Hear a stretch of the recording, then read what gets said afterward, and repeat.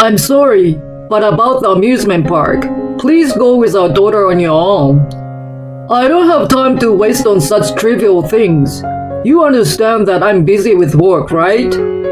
As soon as my husband returned home from work, he said that abruptly.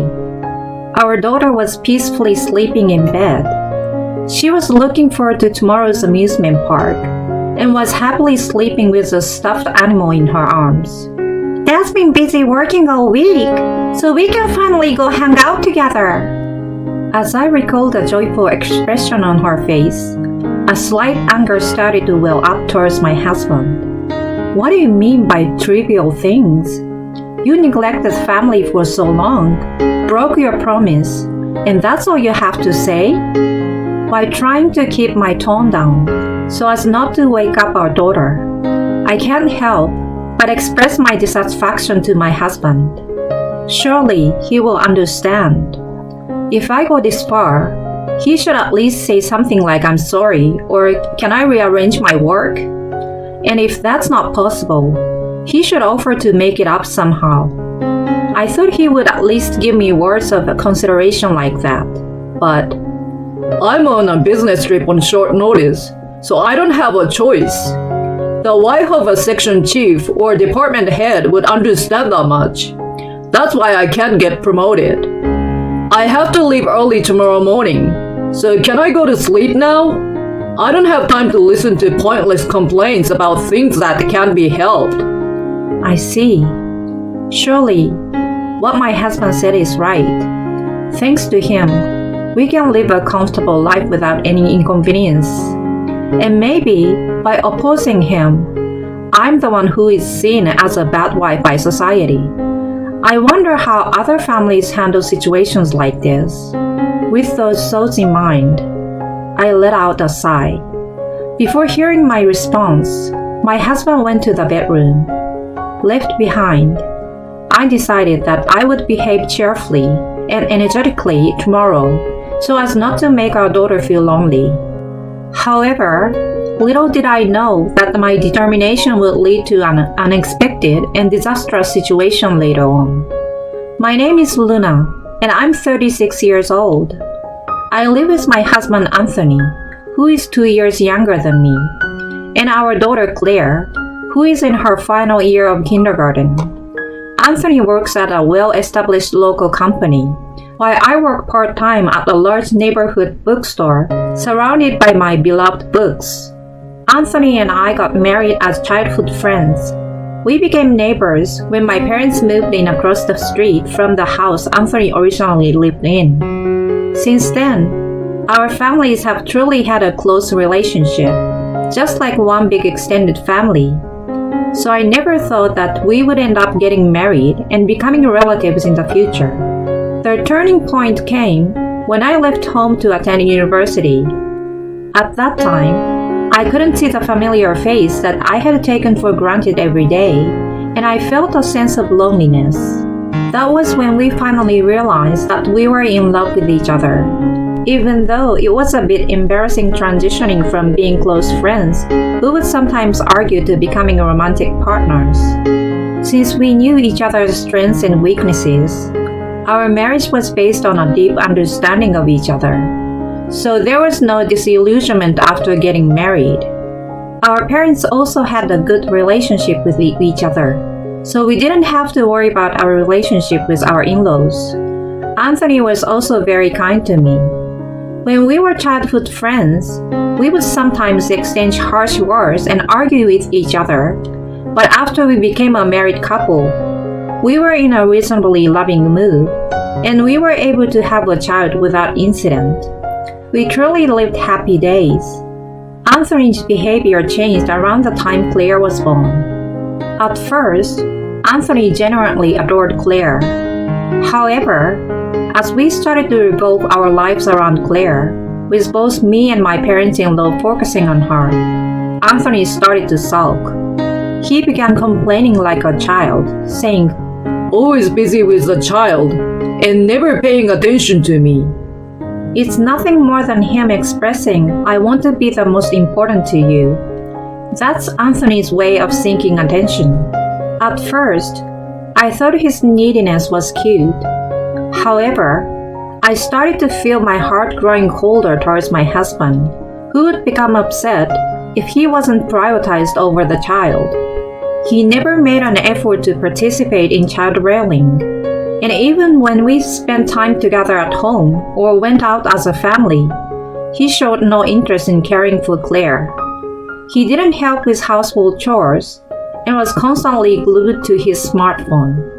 When it came to Claire, "Let's play together! Daddy, pick me up!" Even when she spoke to him, he would respond, but never took his eyes off his smartphone, completely ignoring Claire. And Anthony had another troubling point. Due to his belief that he should be the most important, Anthony had an unusually high level of pride. He has a strong liking for acquiring and wearing expensive items to fulfill his self-esteem. It's troublesome when he makes purchases that are beyond his income. But there was also this incident. It happened when Claire was around 3 years old. While Anthony was taking a bath, there was a time when I left his luxury wristwatch, which he always wears, on the dining table. Claire, who had started intimating adults, happened to find it. Look! I look like Daddy, right?" As she put the watch on her wrist and played, Anthony returned from the bath. Seeing Claire using his own watch as a toy, Anthony started shouting angrily. He scolded Claire harshly. If it was such an important item, it was a mistake to leave it within reach of a child. On top of that, what kind of father loses his temper with a 3-year-old child? As a father and a partner who supports his family, I wanted my husband to somehow change his way of thinking and behavior. I had discussed this with him several times, but it didn't seem to resonate with Anthony at all. Then one day, on my father-in-law's birthday, the whole family visited Anthony's parents' house. The parents-in-law welcomed Claire with joy, while Anthony, as usual, seemed uninterested in it, acting like a child. Suppressing the urge to click my tongue, I entered my in-law's house. In the living room, Anthony's twin brother, Jackson, had already arrived. Anthony and Jackson are identical twins, resembling each other not only in appearance, but also in their voices. Even my parents-in-law had difficulty telling them apart when they dressed and styled their hair the same way. Hey Luna, Claire, it's been a while. Though they look alike, Jackson's personality is a complete opposite of Anthony's. He always wears a gentle smile and is considerate of those around him. He treats Claire kindly, always speaking to her in a gentle voice and playing with her. Claire really adores Jackson. When she saw Jackson, she hugged him tightly, saying, "Uncle Jackson!" Oh, you've grown bigger again. And you've become a big sister too. You're truly the older one, aren't you? Jackson gently and with a smile stroked Claire's head. Claire happily settled on Jackson's lap. Seeing Jackson's bright expression, I also felt relieved. Actually, Jackson had experienced a tragedy a few years ago when his fiancée passed away in an accident. He was crying heavily at the funeral, and for a while, he seemed deeply saddened. But recently, he found a new partner, and gradually, that calm smile has returned to his face. Thank you for playing with Claire, Jackson. She's always so fond of me. That's why she's cute. I wish Anthony would dote on Claire like Jackson does. I was about to say those words, but if I were to speak them out loud, I could already foresee that Anthony would sulk again. Unaware of my thoughts, Anthony sits down next to Jackson. Yes, despite their completely opposite personalities, their sibling bond is very strong. While Anthony and Jackson exchange updates on their lives, Claire happily reads a picture book. I leave Claire in their care and head to the kitchen to help my mother-in-law. Lucy, I bought the cake you requested. Oh, Luna, thank you. It must have been heavy since it's large, right? Anthony should have had the courtesy to bring it himself. It's fine because I used the car. Besides, I wanted to talk to Jackson since it's been a while. Indeed, when Jackson lost his fiancée, we were worried about him. It must have been tough for both you and Bob, right? Indeed, Jackson's state of depression was once really serious. There was even a fear that he might follow after his fiancée and end up in a similar situation. My father-in-law and my mother-in-law didn't let their guard down even for a moment. But you know, the person he is currently dating seems really nice. She's actually planning to come over to our house. Wow, that's great news. Maybe I will get to meet her soon. Yes, once things settle down, it would be nice to have a girls' gathering, wouldn't it? Saying that, my mother-in-law laughed mischievously. I love this aspect of her. Because I'm her daughter-in-law, there's no need to be overly curious, and she treats me just like a friend. While chatting together, we continued preparing the meal, and as soon as the dishes were ready, we tried to bring them to the living room. A loud laughter echoed from the living room. It seems that they were getting excited and engrossed in a discussion about Jackson's new partner. I heard, Jackson, you've got a new girlfriend? Well, something like that. What kind of person is she? Don't you have any photos or anything? We've actually planned for her to come over to my place. So once that's done, I will introduce her to you, Anthony. Don't keep me in suspense. How did you two meet anyway? Well, that's... Why he looks embarrassed. I'm sure it's not an unpleasant topic for Jackson either. Through Anthony's persistent and probing questioning, Jackson started to share more and more about their getting to know each other's stories and funny anecdotes. Jackson himself must be filled with happiness. Jackson's father genuinely seems delighted to hear about it. I had the impression that Jackson's father, too, was welcoming the new person who was supporting Jackson and playing a role in his life. All right, the dishes are ready. We'll start bringing them over. So I'd appreciate it if you could help too. Upon hearing that, it was Jackson who quickly got up, while Anthony lazily rose, being pulled up by Claire. Oh, that was delicious. Thanks to your mother and Luna as well. Thank you for the wonderful meal. Well then, shall we have cake now? Huh? We just finished eating. It's fine, isn't it? Come on, please help gather the plates. With a cheerful voice of my mother-in-law, the men stacked the dinner plates and cleared the table while she brought the cake.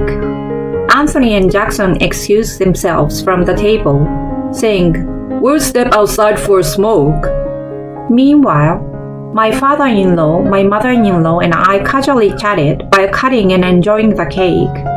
Grandpa, please stay healthy forever. Oh, I'd like that. I want to see Claire in her wedding dress and even hold my great-grandchild. Oh my, you're getting ahead of yourself.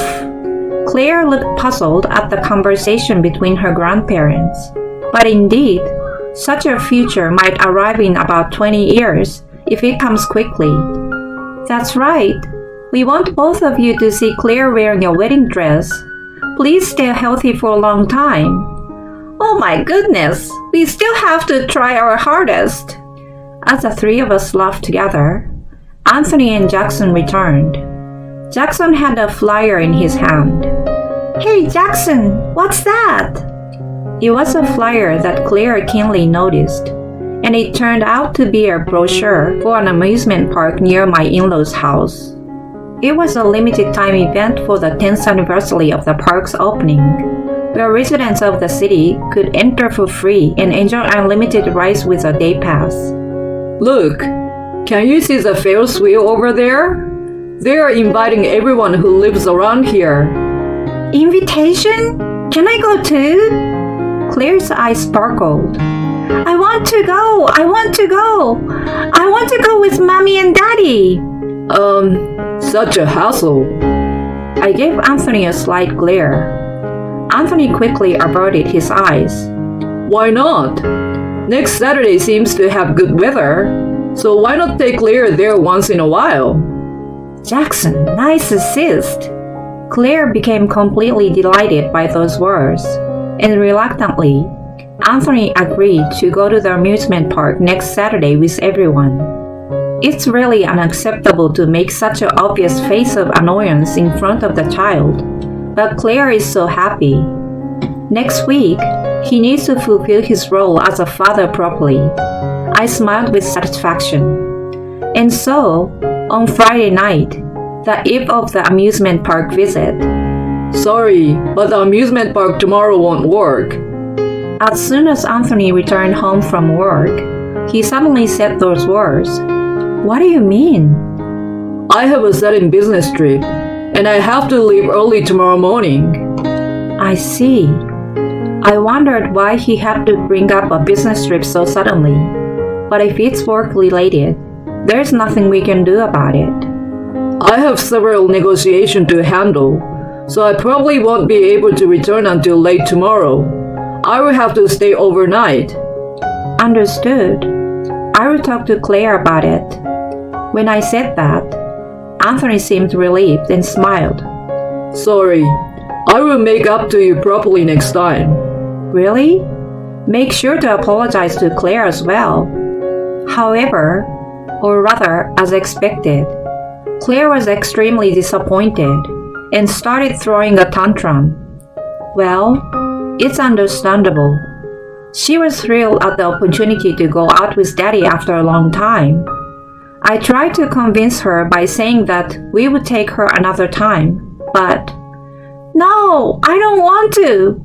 I want to go tomorrow. She was on the verge of tears. Then, if Daddy can't go, I want to go with Jackson. Huh? Jackson? If Daddy can't come, I want to go to the amusement park with Jackson. Oh no, she said something quite difficult.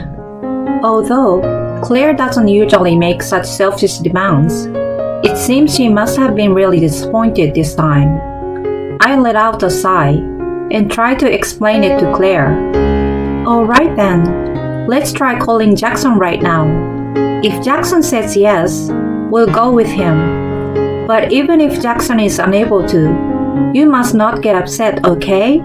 Is that still okay with you? Claire nodded in agreement. Taking a chance, I called Jackson. Jackson was surprised, but it seemed that he also suddenly had no plans for tomorrow, so he gladly accepted the opportunity to go out with Claire. With a sigh of relief, I started preparing for tomorrow. The next day, there was a pleasant blue sky, perfect for a day at the amusement park. I prepared the lunch boxes in the morning and headed to the meeting place with Claire. Jackson, I'm really sorry for the sudden change of plans today. As I apologized, Jackson smiled. Oh no, it's alright. Actually, I also had my date cancelled today. Oh, by your girlfriend? She had an unexpected matter that she couldn't cancel. The truth is, I was planning to invite her here. She has a child, so I thought it would be nice to plan something that would make them happy. Oh, she has a child? Yes, she's 2 years younger than Claire.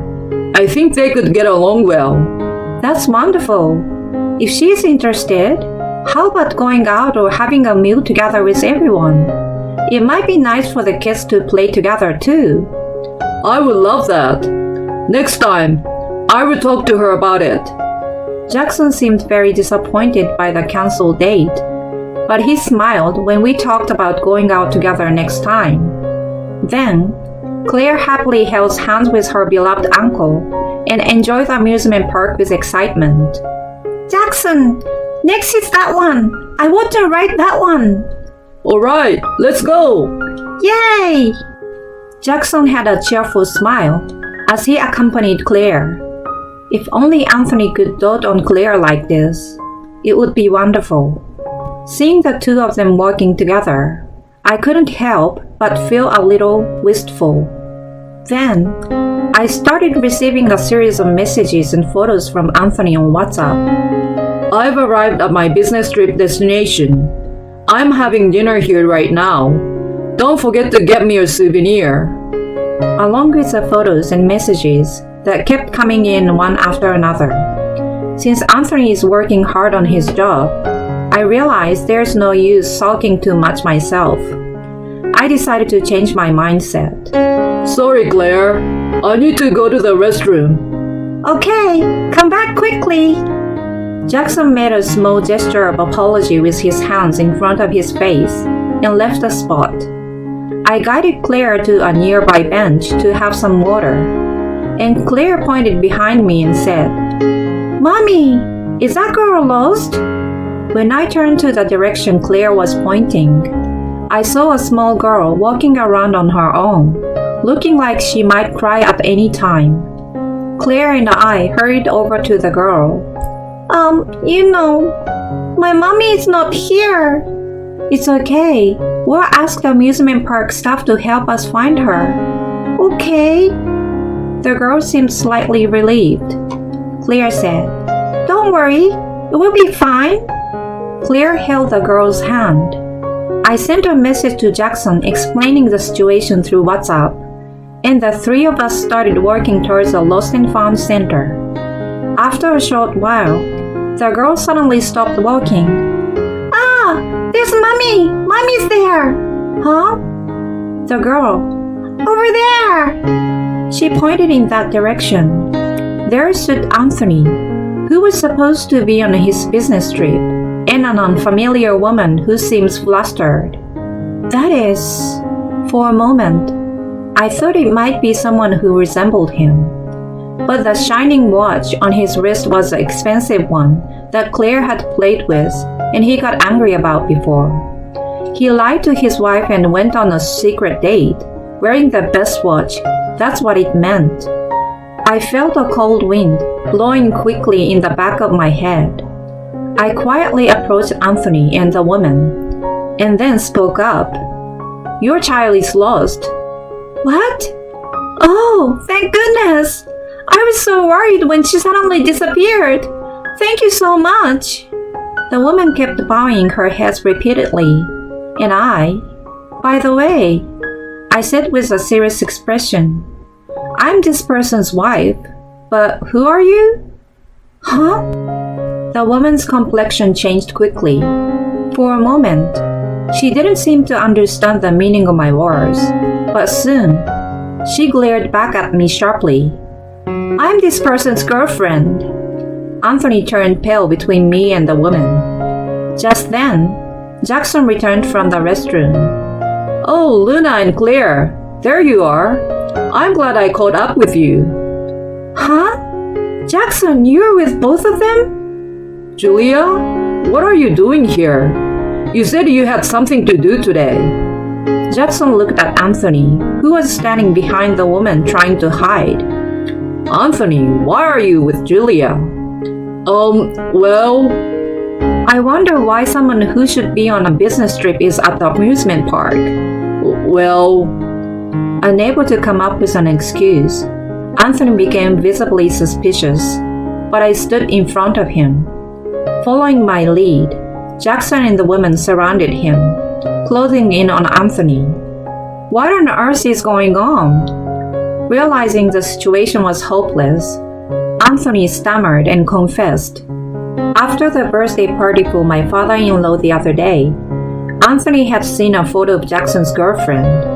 Upon seeing that photo, Anthony fell in love at first sight and apparently wanted to meet her and, if possible, go on a date with her. Coincidentally, Jackson received a phone call from that girlfriend at that moment. Unfortunately, Jackson was not at his seat at that moment, so Anthony pretended to be Jackson and answered the phone. He managed to arrange a date for today without Jackson's knowledge. "She said she was busy on Saturdays, so we should hang out some other time." He lied and left a false message. Jackson found it puzzling in many ways, but he never expected that Anthony would come up with such a foolish scheme. He simply believed what Anthony said without thinking that he would be involved in something like this. Feeling our cold stares, Anthony wore a guilty expression on his face. However, surprisingly, the words that came out of Anthony's mouth next were not an apology, but an excuse. It's natural for any man to want to go on a date with an attractive person, right? Besides, if you guys hadn't shown up, Julia wouldn't have noticed anything. Without any interference, the date would have ended smoothly, and Julia wouldn't have been surprised. It's because you guys made a fuss that things got complicated. Yeah, that's right. The one at fault here is not me, but you guys who create a big commotion. The three of us were not just angry, but beyond that, we were also exasperated. Meanwhile, the onlookers were eagerly watching the unfolding situation with great interest. Anthony unleashed a barrage of words towards those around him. Hey, this isn't happening. I was too disappointed to think about what to do after that. Daddy, when you do something wrong, you say I'm sorry. Claire, who had been quietly by our side, said with a smile on her face. At that moment, everyone around burst into laughter. Even we couldn't help but be drawn into the laughter. Anthony, his pride wounded and his ears turning red, was about to say something in response, but then, "Hey Mom, that's right. Even my teacher at kindergarten said so." Exactly, dear. When you do something wrong, you say I'm sorry, right? That's right, just as your big sister said. By laughing, the woman and I glared at Anthony. Applause and cheers erupted from somewhere. Anthony, unable to bear the situation any longer, finally left us behind and ran away. Now, let's fast forward to the aftermath. First, I divorced Anthony. I had grown tired of him not helping with household chores or childcare, and this incident was the final straw. He acted solely on his own desires, told lies to cover up his actions, and even after everything came to light, he didn't apologize, but instead became defensive. I didn't need a father like him, no way. In front of Anthony, I thoroughly berated him for everything that had happened, and then I slammed the divorce papers on the table. I returned my parents' home with Claire. Of course, my parents fully supported my decision, and even my usually calm father-in-law and mother-in-law were furious this time. Even my mother-in-law, who usually brushes off most things with an "oh my," was furious and said, "What on earth are you doing when you have a precious wife and daughter?" My father-in-law declared, "Don't ever set foot in our house again." It seems that my father-in-law made a declaration of estrangement. Naturally, the relationship with Jackson was also severed, and Anthony struggled to manage household chores alone, resulting in the house becoming a mess. Additionally, it seems that someone from Anthony's company happened to be at the amusement park that day, and news of the incident quickly spread within the company. I can only imagine how uncomfortable Anthony must feel at work. 3 days after the incident, my father-in-law and my mother-in-law came to my parents' house together. They were in a bowing position, apologizing profusely. However, in the first place, this whole situation was Anthony's personal issue. For Claire, her love for her grandpa and grandma remains unchanged. They are beloved people who have taken care of me since I was little, and they hold a special place in my heart. Even after the incident, I visit my in-laws' house a few times a month, and they dote on Claire. After 6 months since the incident, Jackson and his girlfriend got married and happily started their life together as a family of 3. Of course, both Claire and my parents attended the wedding ceremony. The relationship between my in-laws, Jackson's family, myself, Claire, and my parents is great. We are planning a trip where everyone can be together. Claire absolutely adores her new cousin, a little girl. It looks like we have a new little sister. So cute! She expresses her joy enthusiastically. All is well in the world. It's another peaceful day.